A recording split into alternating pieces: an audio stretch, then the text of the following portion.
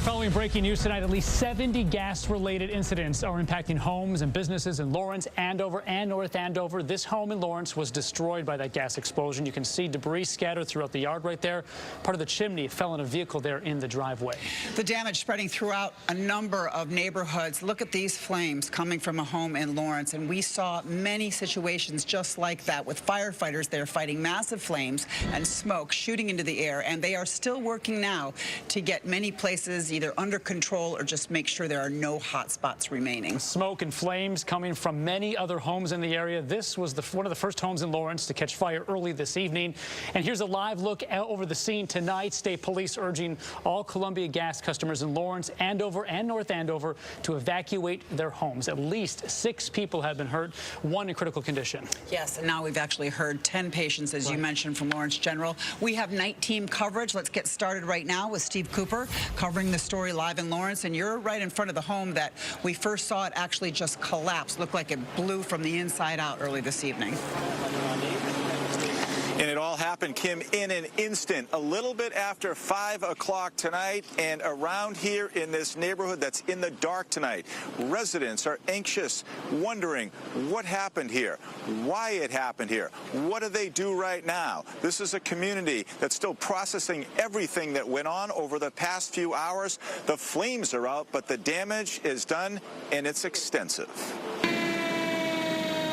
Emergency responders race to the scene. Minutes after this house on Chickering Road in South Lawrence is blown apart in an instant and without warning. The chimney literally crumbling to the ground and crushing a car with a man trapped inside. There was a couple of guys on the driveway, right? And I told them, call the cop, call 911. And suddenly all the cop car come over. I came around the corner and I couldn't see all the way down to our house, so I didn't know right away if it was us or not or what, but it's just really scary. Terrifying moments for residents as police scrambled through the neighborhood, banging on doors, alerting anyone inside to get outside. I saw a couple of people come down and cops came flying down right away.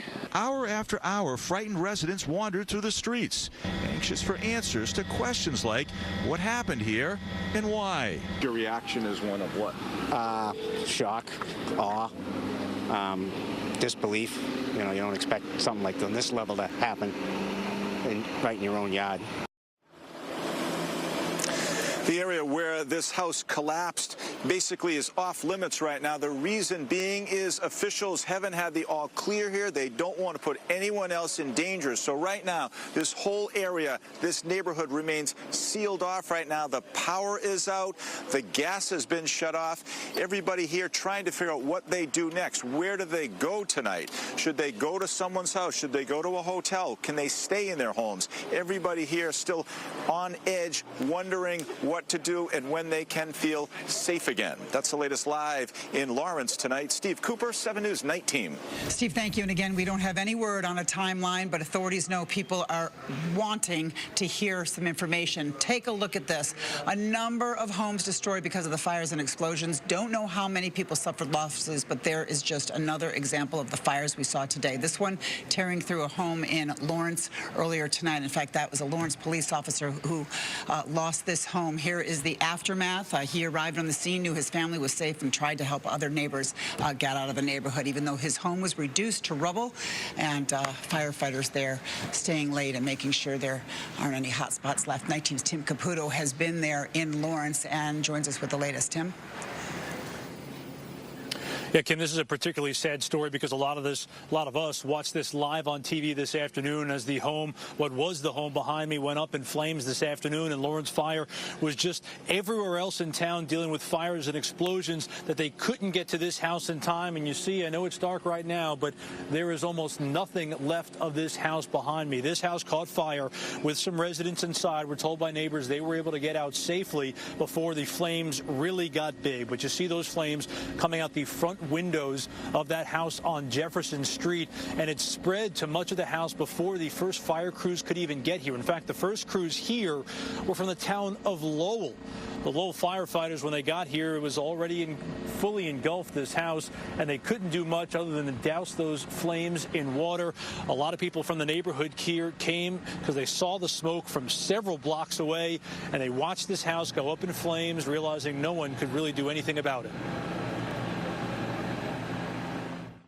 At some point, they were worried it might bring down a power line, actually, so they were asking everyone to leave the area. And it went on for a while. We could see the plume of smoke from my house a couple blocks away, so that's kind of like how we knew there was a fire here. It was completely blocked off. There was state police up at the top of the road, state police down here, local Lawrence police. It was mayhem, pretty much. Yeah, some chaotic moments on this street this afternoon. A lot of folks were outside, not only looking at this, but also making sure their neighbors were safe. Kim, you mentioned it. A police officer from Lawrence lives in that house with his family. He was on duty when this fire broke out, actually came over here in his cruiser, according to neighbors, saw the flames, realized at that point there's not much he could do, helped tell other neighbors to get out of their homes to make sure there weren't any gas leaks inside their house, and then went on his way to continue doing his job, answering another call because of this melee that was going on this afternoon. As for the neighborhood here this evening, it is quiet. The lights are out, and most people have already left and found another place to stay. We're live in Lawrence tonight. Tim Caputo, 7 News 19. Tim, thank you. Smoke and flames. Also seen shooting from this home in Lawrence earlier this evening. The night team's Sharma Zaketi is live there with the very latest tonight.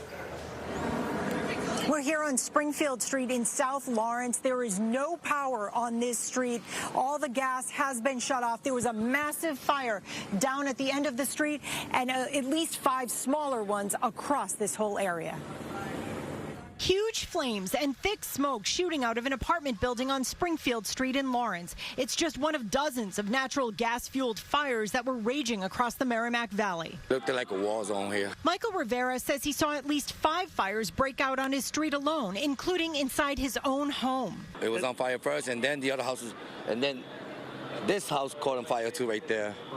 And they just kept on going fire houses. He says he was out shopping, and when he got back, he smelled gas in his basement. He kicked in the door and saw flames shooting out of the furnace. We tried to get in, but once I got in, I seen fire, and we started calling the firemen. Rivera says that's when he and his mother escaped. Everybody started running out, yeah.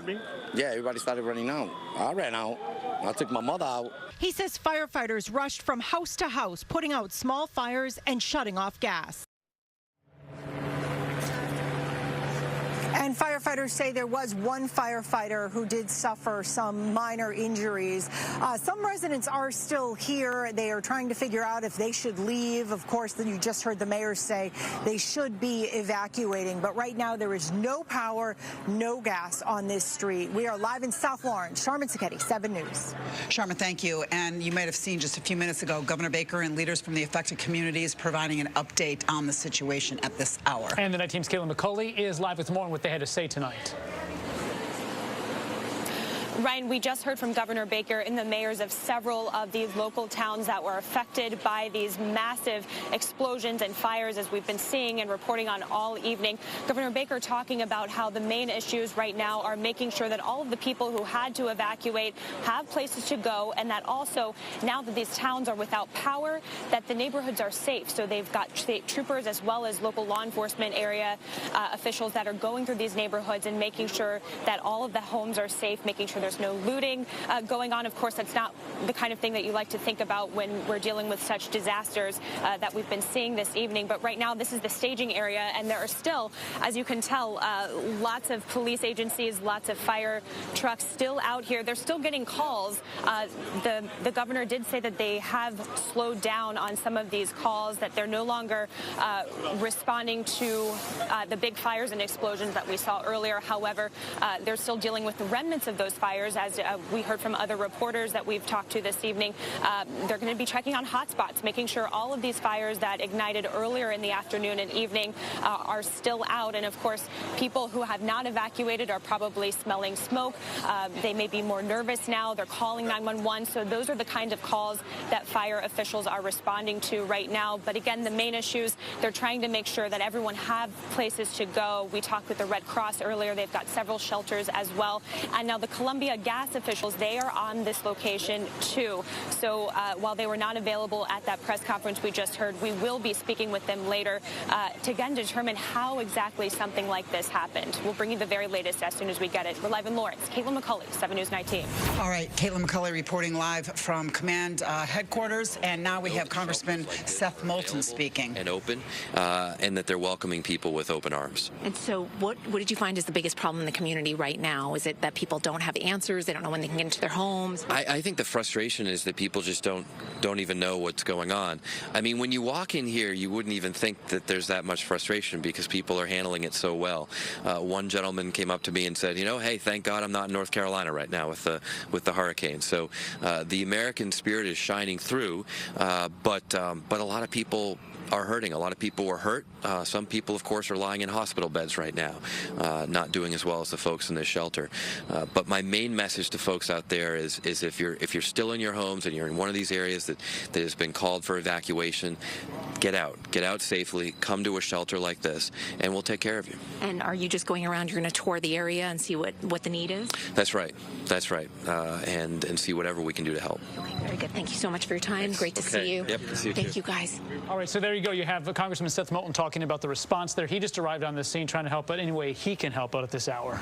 Keeping our close watch on the command center. Governor Baker did, when asked, promise another update for people who want to know when they might be able to return to their homes. One of the things the governor says is happening now is they're speaking with Columbia Gas, which provides the gas to these communities. Dan Housley joins us now. You have an update from the gas company, Dan? Yeah, we've got a first statement from Columbia Gas on this situation. No mention about a possible cause here, but some interesting and important pieces of advice. According to the statement, Columbia Gas says the first priority of our crews at the scene is to ensure the safety of our customers. Make sure I've got mic wasn't up there. So the statement from Columbia Gas says that the first priority of our crews on the scene is to ensure the safety of our customers and the community by supporting first responders and completing safety checks on our system and in the surrounding area. They say we appreciate the response of local emergency responders and their coordination with our teams. But here's the advice part. It says if a customer smells an odor of natural gas, they should leave the area immediately, move to a safe location, and call 911. Also, it says if a customer smells an odor of natural gas, they say don't try to turn off the gas to your house or any appliances. Don't try to find the leak yourself or operate pipeline valves. Don't light a match or candle or operate anything that could cause a spark, including home phones, cell phones, lights, appliances, flashlights, power tools, etc. And here's an interesting piece of advice as well that I might not have thought about. They say don't open the windows and doors in an attempt to ventilate. So if you smell any gas anywhere near, they say simply get away. Don't try to fool with the doors or windows. Don't turn anything on or off. Just get out of there and call 911. And again, they say they're working on completing safety checks on the entire system and the surrounding area, not even getting to individual homes anywhere close at this time. And at this time, they're not putting in any kind of statement any possible cause of this situation. That's the latest from Columbia Gas. Interesting. Dan Housley, thank you. Yeah, we spoke with a natural gas expert who talked about changing the balance of oxygen with the gas. So you think you want to clear out the home, but not a good idea. It sounds like it's not a good idea to do anything in your home except evacuate. And there are shelters in each of the communities set up to help people. You can always go to our website and use that as a resource. I think our Kimberly Bookman is at one of them. Yeah, she's live in North Andover at the high school there. And Kimberly, you were talking to Congressman Seth Moulton moments ago. Bring us up to speed.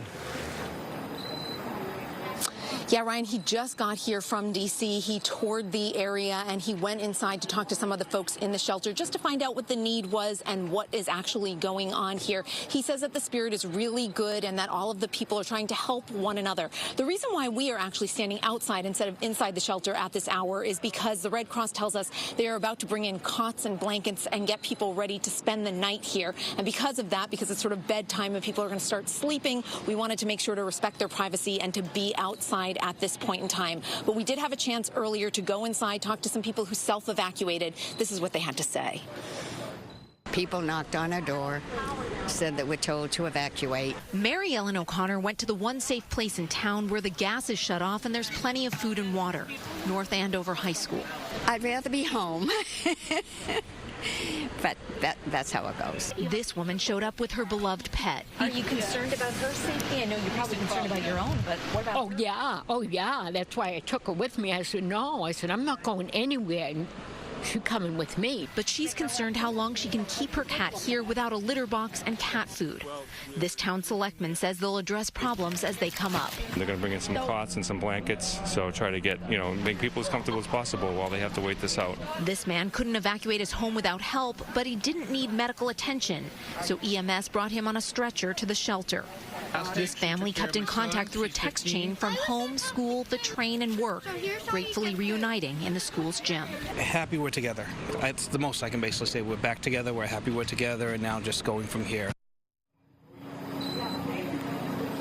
And we can tell you at this hour, the Red Cross says that they have served about 90 people here at the high school. And we have seen animal control come out. They are trying to care for some of the animals that people brought here. They brought both cats and dogs. Obviously, they need pet food, they need litter boxes, and they're trying to address all of those issues. Again, Congressman Seth Moulton here at the shelter at this hour talking to people. He tells us that he is going to be surveying the damage. They're trying to get all of the answers, and they will figure out what kind of federal funds can help with the aftermath of all of this. But right now, the initial reaction is to really just talk to people, hear what they have to say, make sure that they have what they need right now, and then they'll deal with those federal funds and the cleanup to come. For now, reporting live from North Andover High School, Kimberly Bookman, 7 News. It's going to be a long night for so many people up in that area. Of course, each one of those communities have opened up shelters.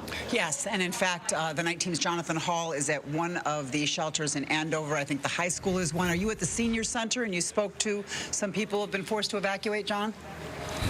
That's right, Kim. We've spoken to those people. We've spoken to the fire chief who gives quite an update. You are about to hear that. It has been a hectic night here in the Merrimack Valley, but some good things. People are really coming together. They're talking to one another. They're trying to help each other out. And this is one of the areas that is really a safe haven.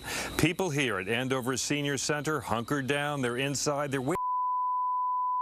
Might be able to go home. Now, the people that have damaged homes, they know, well, it's going to be a while. But what about the people who have no problem at home? They can't go back yet either. It's not looking good. Many people are staying with family or friends for tonight. One young woman I spoke to who discovered a fire in her basement said she had her family hoping to get to a summer home in Hampton Beach, New Hampshire. Not a bad alternative there. Andover's fire chief says for him, for the whole department, for his town, this has been a night unlike any other. Right now, Andover has experienced 38 fires, active fires in this community. We've responded to over 17 additional gas leaks. We've had 4 injuries that were transported to local hospitals. 2 of those injuries were firefighters. I've been in the fire service for almost 39 years, and I've never seen anything like this in my entire career.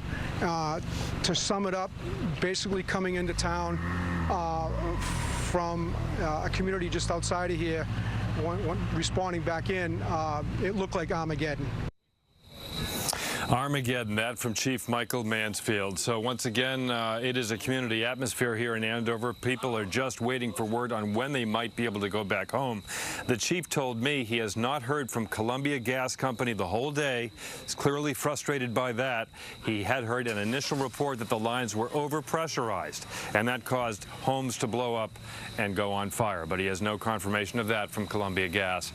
He knows they are inundated just as his department is, but he's hoping for more information soon. We're live in Andover. Jonathan Hall, 7 News 19. A lot of people want information. John, thank you. 7 News at 9 starts now. Tonight at 9, communities rocked by a string of explosions. I don't think anyone's ever seen this before. Homes bursting into flames. You can see the plume of smoke from my house a couple blocks away. Others destroyed, leaving a young man dead. It is a tough day for everyone. Neighborhoods evacuated. This is real people with real issues. And the gas company responding to criticism. We are sorry. We're sorry and deeply concerned about the inconvenience. Communities now searching for answers after this gas disaster. More than 8,000 homes and businesses have been impacted, and a state of emergency has been declared after this gas disaster. Governor Baker and the Lawrence mayor each slamming Columbia Gas for their response. The governor has put Eversource in charge of the response, and the company says it could take weeks before gas is restored to all customers. People living in the Merrimack Valley are searching for answers after fires broke out at more than 60 homes yesterday. An 18-year-old man was killed and 25 other people hurt. We have night team coverage of the gas disaster, from what's being done to get people back into their homes to how the young man who was killed is being remembered, to reaction from a police officer who watched his own home go up in flames. Let's start with the night team's Caitlin McCauley live in Lawrence with the latest on the situation tonight. Ryan, thousands of people are still out of their homes tonight without power, without gas, as utility crews begin the painstaking process of going through each one of these 8,000 homes to make sure they're safe. These are all coming in as reported basement fires.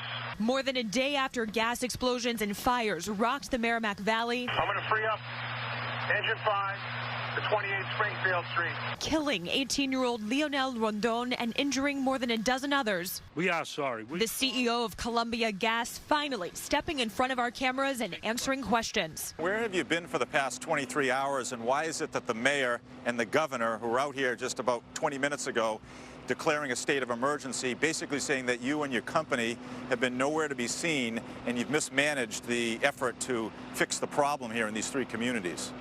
We've been using all our resources to get this project as far down the road as possible. I respect the governor's judgment. The governor has the same interest as we do. Governor Baker and Lawrence Mayor Dan Rivera blasted Columbia Gas for their lack of response. My fire and police chiefs both have sought answers that they have not been provided.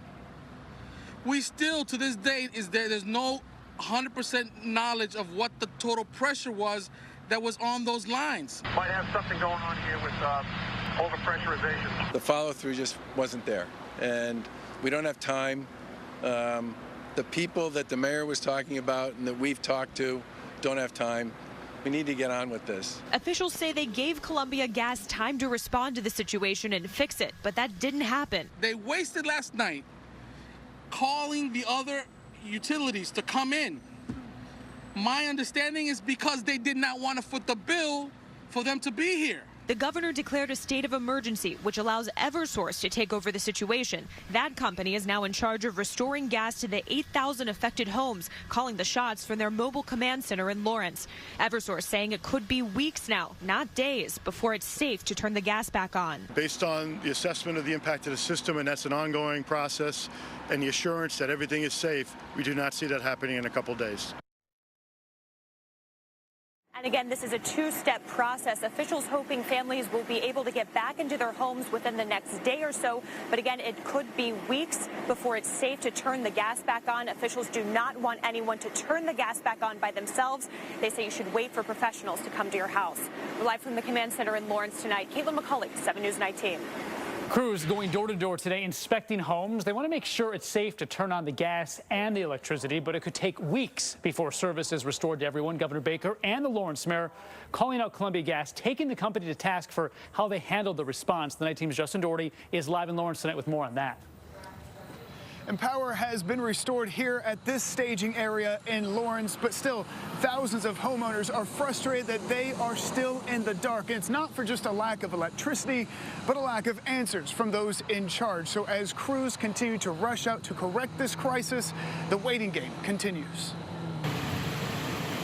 Teams of technicians, police, and fire crews going door to door to make sure the gas is safely turned off so they can begin the process of getting people back into their homes. They have a responsibility to make sure everybody's safe, and so they hire us to do the right thing, and they go above and beyond. But the lack of information about that process is taking a toll on people's patience. Not very happy with it. I think when they come here and they try to give you answers and they tell you they have no answers, it's kind of unsettling. I guess I shouldn't be that surprised, but I was really hoping that somebody had a little bit more information. Homeowners even stopping in the street to demand answers from anyone with Columbia Gas. How do I have any confidence that you're going to fix this now? Could I have someone call you back on that? Local leaders say the teams will continue to work around the clock, and once streets are cleared, that's when people are told they can come home. Some have been allowed to return home just without the gas and electricity. I can do without the electricity, and I'll just relax in the darkness. Now, tonight, Lawrence, North Andover, and Andover are all updating and live updates of streets that have been cleared. And we have all those links for you on WHDH.com. Live in Lawrence tonight, Justin Dorter, 7 News 19. And one person was killed when a chimney fell on his car after a house exploded. The victim has been identified as an 18-year-old. The night team's Justin Bork is live in Lawrence with how he's being remembered tonight. Justin. And Kiki, the victim's family described him to me as a remarkable young man, respectful and full of life. All day today, friends and family members have been coming out to their home here to offer their support, particularly to this young man's mother, who we're told is just beside herself with grief. Heartbroken family members hold each other close after their loved one, 18-year-old Leonel Rondon, was killed in an explosion Thursday, crushed by debris as he sat in a car. It is a tough day for everyone. Family friend Luis Medina says the young man's father learned of his death on television. He saw at the news that a house exploded and a chimney was dropped on top of someone and somebody died. And then to realize that that was his son, it's sad. According to family and friends, Rondon had just gotten his driver's license. He went to visit a friend at a house on Chickering Road. They were sitting in a car in the driveway together when a chimney came crashing down on top of it. The other young man in the car, Christian Figueroa, reportedly has an ear injury. I guess the mom was gonna cook for them, or waiting outside, probably listening to music. Just there sitting, they're home. Mom happened to go cook, and when she turned on the stove, it blew up, I guess. Christian's sister, 19-year-old Shakira Figueroa, was inside the house. She suffered injuries to her legs. Broke a couple bones, that's what I heard. She's in bad condition, but she's gonna pull through. Her aunt says they don't know if Shakira will walk again. I don't know, say checking out, come back for work. So for try. Rondon's family says they're praying for the Figueroas while they grieve for their son. This family just needs to mourn their son, and yeah, it's sad. That's all I could say.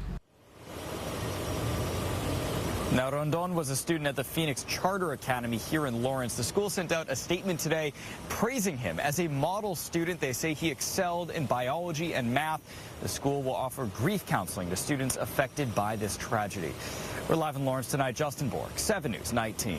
A Lawrence police officer responding to calls in the city found his own house up in flames. The fire destroying the home before crews could put those flames out. This is his first year with the Lawrence Police Department, and neighbors say he went back on duty after making sure his family got out safe. And now that officer is talking about what happened last night, the night team's Brandon Gano spoke with him. He's live in Lawrence tonight. Ryan, that officer was actually helping out with another house explosion when he thought of his daughter, who was still here at the house. So he immediately called and told her to get out. Now, by the time he got here, the house was completely engulfed in flames, as you can see. But by the time he knew his family was safe, he went back to work. And she felt the first explosion in the house. Right, and she got out. Officer Ivan Soto, seen here with his wife Veronica and their 2 daughters, is speaking out about his oldest daughter who was at home when their house exploded and caught fire. When I saw her, I was really happy. I thank God, and I just told all the neighbors, make sure you stay out of the house. Just seconds earlier, Officer Soto with the Lawrence Police Department was trying to save the young man who was killed in his car from another house explosion. And then I just thought about my daughter being home, I gave her a call and said, hey, I don't know what's going on, but get out of the house. And not a few minutes later, I found out that my house was on fire also. Soto and another officer rushed over to his house to find it engulfed in flames. It was too late to save anything. Once I knew she was safe and my other daughter was safe, I just asked for a ride back to my cruiser and continued doing what I was doing. Soto, instead of worrying about his own house, immediately went back to work, making sure his neighbors and others were safe as well. The house is material, you know, that can come back. I mean, yeah, there's a lot of memories in there, but I just wanted to make sure my family was okay and everybody else's family was okay. There was nothing else that was on my mind. Their home is a total loss, but Soto's family was safe, and his oldest daughter, who survived the first explosion, got out of the house just in time. Well, she was traumatized when I got there, you know, but I told her everything was going to be fine and she was okay, and, you know, her mom was on the way, and, you know, the dad had to get back out there and make sure nobody else was going to be hurt. You can see what is left of the house, but that officer did go back to work. His officer's wife actually just started a business, and we're told that this is his first year as a Lawrence police officer. We're live in Lawrence tonight. I'm Brandon Gano, 7 News 19.